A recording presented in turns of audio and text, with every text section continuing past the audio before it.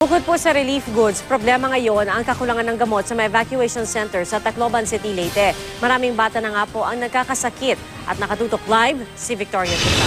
Victoria? Pia, isa pang malaking hamon para sa mga otoridad ang pagpapadala ng tulong medikal sa mga nasalanta ng bagyo dito sa Tacloban. Bagaman nakaligtas sa bagyo, nag-aalala naman ngayon si Rhea Ramirez para sa kalusugan ng kanyang anak.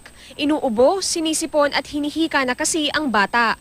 Isa si Rhea sa evacuees na nagpatingin sa medical mission ng grupong Center for Community Transformation. Maraming gamot ang grupo pero dahil walang kuryente, imbes na nebulizer, first aid lang daw ang maibibigay sa bata. Kulo ng tubig, tapos nagyan ng konting asin para kahit pa na may usok, yun ang hiali ng bata. Ang 50 anyos na si Santos Azores, 3 araw na raw hindi umiinom ng gamot para sa high blood at paglaki ng puso. Sa Remedios Trinidad Romualdez Hospital naman, hindi nawawala ng dialysis patient.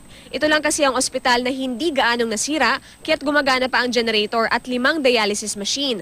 Nagpadala na ng volunteers at medical supply ang Philippine Society of Nephrologists. Pero paubos na raw ito at kulang pa rin sa manpower.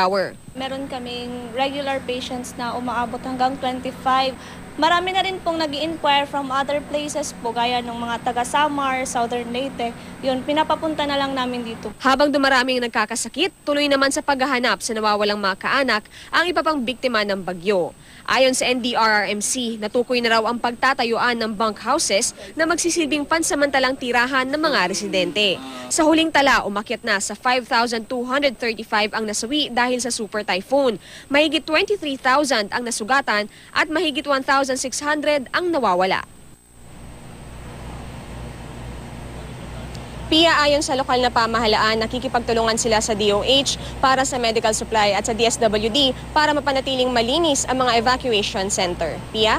Maraming salamat, Victoria Tulad.